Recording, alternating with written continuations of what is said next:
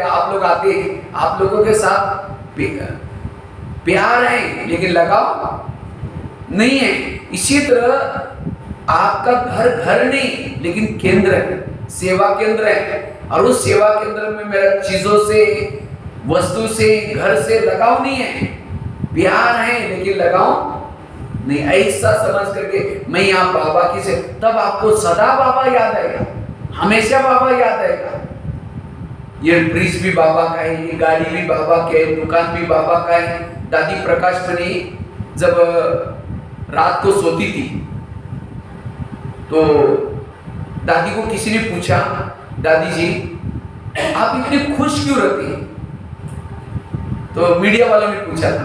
तो दादी ने कहा मैं रात को जब भी सोती हूँ बाबा को कहते, बाबा ये मधुवन तेरा, ज्ञान सरोवर तेरा, पांडवन तेरा, ये सारी बहनें तेरी, सारी जिज्ञासु तेरे, तुम जाने तुम्हारा काम जाने, इसी में खुश रहती हूँ। इसी तरह आपको भी रात को सोते समय कैसे सोना है? बाबा ये घर तेरा, ये बच्चे तेरे, ये पति तेरा, ये दुकान तेरा, मैं खुद भी तेरी, तुम जाने तुम्हारा काम जाने। तब आपको कोई भी प्रकार का टेंशन नहीं। तो कई कहते मेरा जब बाबा को, बाबा मेरे बच्चे का क्या होगा, मेरा पति का क्या होगा, मेरा दुकान का क्या होगा, कहिए तुम्हारा है ना, तुम देख लेना।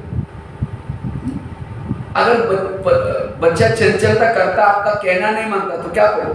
बाबा आपने जिस बच्चे की सेवा करने के लिए मुझे भेजा है वो थोड़ा चंचलता करता, आप देख लेना, फिर बाबा की मदद मिलेगी, उसको सकाश मिलेगी, उसको ठीक कर देगा। हम कहते मेरा बच्चा हो, क्या तुम्हारा है ना, तुम इतना में नष्ट मोहा बन करके रहना है। कोई वस्तु से मोह नहीं, कोई चीजों से मोह नहीं। हर समय हमें बाबा याद आए, बाबा मधुवन याद आए। जब हनुमान लंका में गया था, लंका में जाने के बाद उसको लगता है कि अरे यहाँ कितना सोना चांदी है, राम के पास तो कुछ भी नहीं है, वो तो वनवासी है, चलो यहीं डेरा डालो, यहीं फल खा लो, वापिस जाने की जरूरत नहीं। सोचा उसको सीता ने कोई चीज दी, उसने काट पीट करके फेंक दिया। कहते ये ऐसा क्यों किया? कहते जिसमें राम का नाम नहीं वो मेरे कोई काम का चीज नहीं।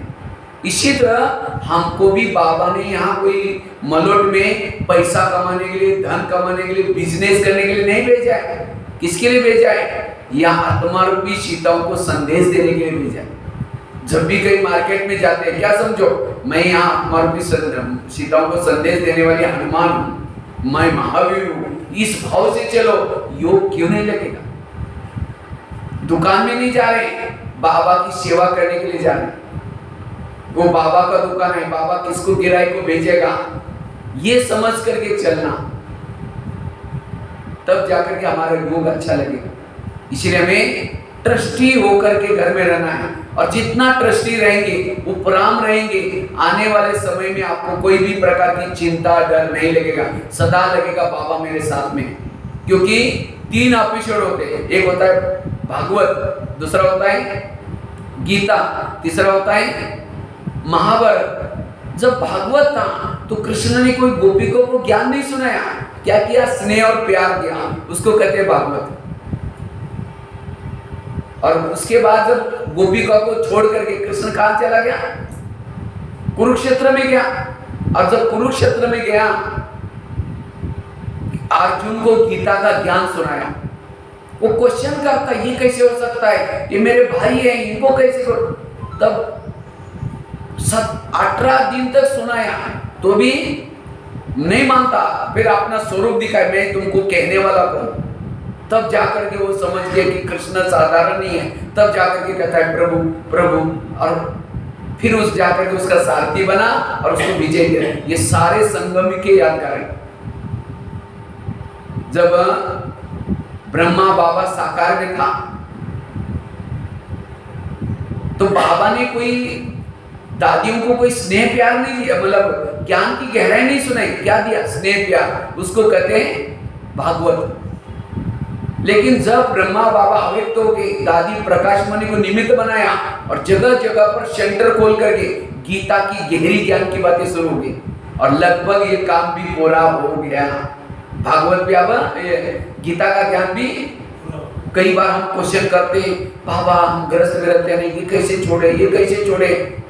बाबा कहते हैं तेरे को कहने वाला कौन? कोई बहनें आपको नहीं बोल रहे, स्वयं परमात्मा कह रहा है।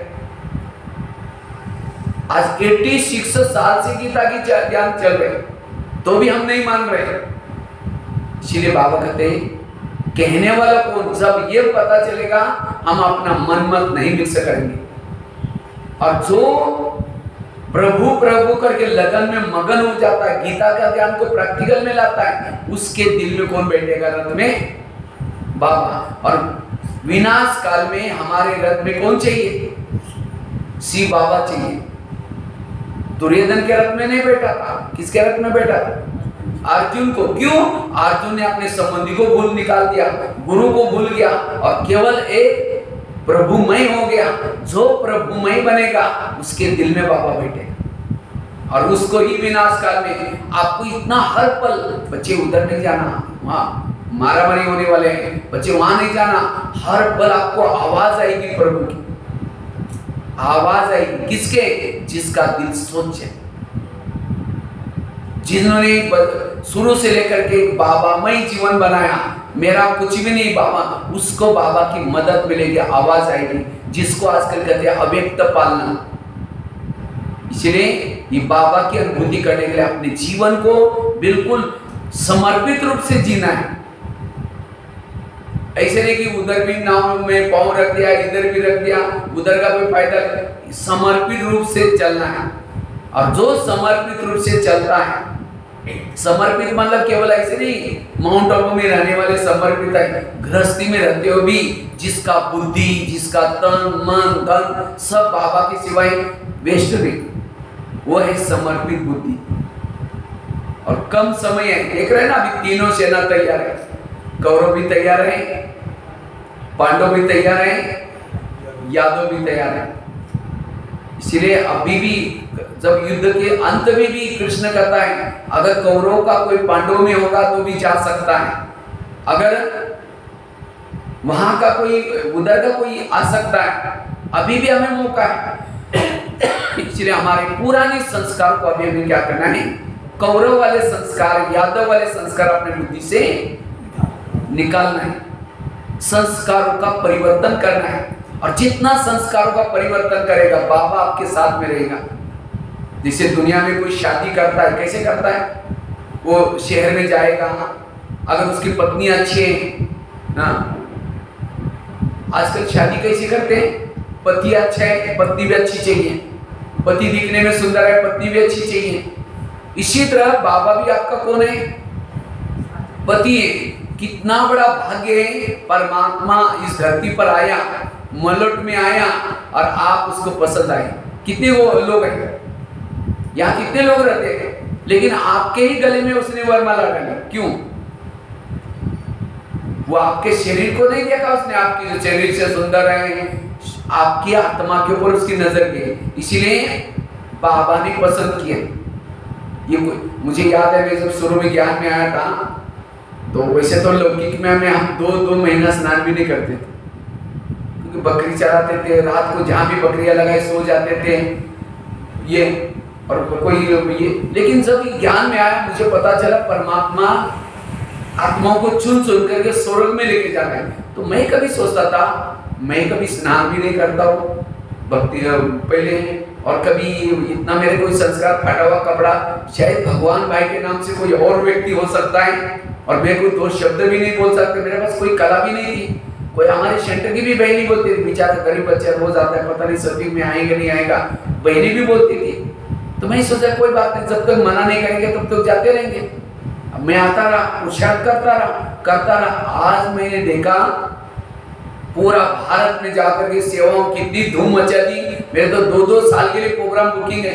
बाबा कोई भी गलत व्यक्ति को नहीं चुनता, अगर आपको उसने चुना है आपके अंदर बहुत बड़ी विशेषता है। अभी भी अपने आप को पहचाना नहीं कि मैं कौन हूं, वही देवी देवता है। आज यहाँ आने वाला संगठन कोई साधारण नहीं है। जिन देवियों की पूजा लाइन से लोग कर रहे हैं, जिनको दर्शन के लिए तरस रहे हैं, भोग खाओ करके तरस रहे हैं, वही देवी देवताओं का संगठन है। इसीलिए हमें ऐसे संगठन में रोज क्या करना है? इन देवियों का दर्शन करने के लिए, इनको मिलने के लिए हमें रोज इस संगठन में आना है। नहीं तो आजकल कईयों को ऑनलाइन की माया लगी है, ऑनलाइन में मुरली सुन लेते हैं। अगर ऑनलाइन से मुरली सुनेंगे आपकी पूजा भी ऑनलाइन से हो जाएगी। इसीलिए रोज यहाँ करके प्रत्यक्ष यहाँ सुनो। यहाँ जो आते हैं सुनते हैं, सवेरे सवेरे मैंने कल भी अंडरलाइन करा थी 3 बातें।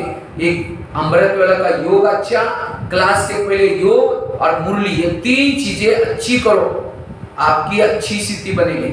इसलिए बाबा ने आपको चुना है। जैसे दुनिया में जब शादी करने के लिए चुनता है व्यक्ति, पसंद करता है पत्नी को, उसके बाद क्या करते हैं, दोनों मिल करके एक दूसरे को वरमाला पहनाते हैं और फिर 7 फेरे लेते हैं। आप लोगों ने लिया 7 फेरे? हाँ, बाबा के साथ 7 फेरे लिया? इस 7 दिन का कोर्स है, क्या है? 7 फेरे। फिर मंगलसूत्र पहनाता है। ब्याज क्या है? अगर नहीं पहना उसकी शादी कच्ची पक्की। हाँ, इसलिए हर एक को मंगलसूत्र पहन करके, कौन कौन पहना है हाथ खड़ा करो, कौन कौन ब्याज के ऊपर पहना है? बहुत कम लोगों ने। क्या बात है, अभी तो बहनों को कहेंगे बहन जी गल्ला लेके आकर के सबको देंगे। अगर नहीं, हाँ,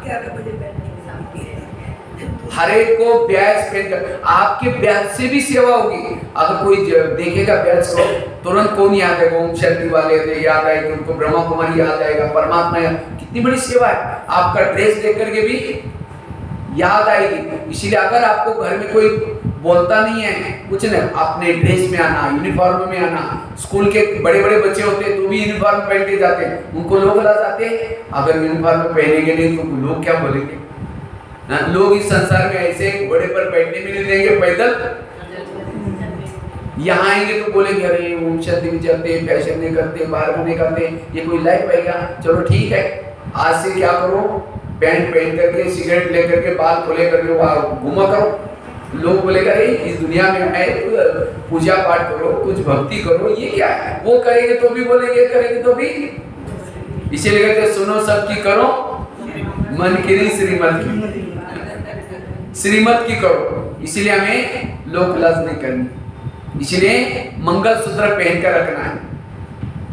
और क्या करता है पति? फिर घर में लेके जाता है। 7 फेरे लिया, मंगलसूत्र पहनाया, घर में लेके जाता है। क्या बोलता है? देखो मैं ऑफिस में जा रहा हूँ, ये करना, ये करना, ये नहीं करना, पड़ोसी के बच्चे को बातें नहीं करना। शाम को आया, देखा पड़ोसी के पास बैठे, कहेगा चलो कोई बात नहीं, पहला दिन है। अब दूसरे दिन भी, तीसरे दिन भी, रोज दोनों का फिर झगड़ा शुरू हो जाएगा। झगड़ा होते होते कहेगा तुम अपने घर में ठीक, हम अपने, जिसको आजकल कहते हैं डाइवर्स हो गया। तो इसी तरह बाबा भी हमारा पति है, रोज परम धाम से आता है। ये मुरली क्या है? पति का कहना। रोज डायरी लेके आओ, डायरी में 2 कॉलम बनाओ, पति ने आज क्या करने के लिए बोला है, और दूसरे कॉलम में क्या लिखो, आज क्या क्या मना किया। पर चिंतन नहीं करो, श्रीमत का उल्लंघन नहीं करो, जो जो मना किया उसको और सारा दिन याद रखो पति ने क्या क्या करने के लिए बोला, वो करो। तो शाम को जब योग में बैठेंगे, पति का कितना प्यार मिलेगा। अगर पति का प्यार नहीं मिलता, इसका मतलब उसके श्रीमत प्रमाण नहीं चल रहे। इसलिए श्रीमत प्रमाण चलना। अच्छा, आजकल क्या करते हैं, डाइवर्स नहीं देते, लेकिन पति क्या करता है, अगर पहली पत्नी नहीं मानती तो दूसरी शादी करता है। लेकिन जब दूसरी शादी की, पहली पत्नी को प्यार नहीं मिलेगा, वो क्या लाइफ है? इसी तरह बाबा भी हमारा पति है, अगर आप उसका कहना नहीं मानेंगे आपको भी डाइवर्स देगा। इतना सुंदर पति डाइवर्स दे, कितना बड़ा दुर्भाग्य। सारी मिल्कियत। इसलिए आज भी बाबा ने ना, कुछ भी हो जाए बाबा को हाथ कभी नहीं छोड़ना है। अगर कोई ब्राह्मणों से खिटपिट होती भी है, कई कई कोई ब्राह्मण की खिटपिट होते हैं इसलिए छोड़ देते हैं, कोई बीके ठीक नहीं है, नहीं ठीक है। अब कोई पत्नी है, अगर उसकी साथ झगड़ा हुआ है तो क्या समझते हैं, ये तो बुढ़िया ही मर जाएगी कभी, बाद में मेरा राजी होने वाला है, वो एडजस्ट करके चलती है। इसी तरह कोई ब्राह्मण से क्या लेना देना, बाबा तो अच्छा है ना, ये पति कितना अच्छा है। मुझे लगता है 84 जन्म में जितने भी पति मिले, सबसे अच्छा पति शिव बाबा। हाँ? और दुनिया का पति कोई शराब पीता है, उसका पत्नी का बटुआ खींच लेता है, शराब पीता है तो थप्पड़ भी मारता है, लेकिन बाबा कभी मारता है आपको? और ही बैठ करके कितना अच्छा, तुम कितनी अच्छी हो, तुम बहुत प्यारी हो, कितना श्रृंगार करता है। वो पति तो इतना चावल खाएगा, कितनी सारी रोटी खाएगा, लेकिन ये कुछ खाता भी नहीं। साथ में ट्रेन भी चलेगा तो साथ में है तो भी टिकट भी नहीं निकालने की जरूरत है। ऐसा पति से कभी भी, इसलिए वो जो कहता है उसको मानना है, नहीं तो फिर दूसरी शादी कर देगा। दूसरी शादी आता, उसको तो दुनिया बनानी है, वो थोड़ी छोड़ेगा, आपके संस्कार नहीं बदलेंगे, आपके जगह पर किसी और को चॉइस करेगा। फिर कई कहते हैं हम जब पहले ज्ञान में आए थे ना, बाबा बहुत प्यार करता था लेकिन आजकल नहीं कर रहे, इसका मतलब दूसरी शादी उसने कर दी। इसीलिए मेरे जगह पर किसी और को चॉइस नहीं करें, इसीलिए उसका कहना मानना है, संस्कार को परिवर्तन करना है। इसीलिए तब हमारी स्थिति अच्छी बनेगी, तब राजा का पद प्राप्त होगा। वैसे तो बहुत सारी बातें हैं, लेकिन फिर आप दोपहर वाला जो क्लास रहेगा बहुत अच्छा टॉपिक रहेगा, तो मिस नहीं करना। हो सकता है तो दोपहर को अपने घर वालों की भी जो फ्री है, आसपास वालों को भी लेके आओ। शिकार करने का आज ही शुरुआत करो। दोपहर का टॉपिक हम ऐसे रखेंगे, हम नेगेटिव से मुक्त कैसे बने, व्यर्थों से कैसे मुक्त बने, उसी टॉपिक के ऊपर लेंगे। क्योंकि ये 2022 के बाद बहुत सारी नेगेटिव बातें आने वाली, बहुत सारी बीमारी आने वाली हैं। तो तनाव, टेंशन, नेगेटिव से कैसे बने, सदा हल्के कैसे रहे, खुश कैसे रहे, उस टॉपिक के ऊपर करेंगे। ठीक है, तो जरूर आप दोपहर का भी अटेंड करेंगे। आज भले कोई कमाई हो रही है तो उसको छोड़ देना, लेकिन ये कमाई जरूर करना, सबको आना है। और जरूर एक दो को आप घर वालों को भी लेके आ सकते हैं, ऐसा टॉपिक रखेंगे। ठीक है, ओम शांति। तो क्या क्या सुनाया, एक तो तन से, मन से, धन से, हर प्रकार से सेवा करनी। एक होता है कच्चे ब्राह्मण, दूसरा होता है पक्के ब्राह्मण।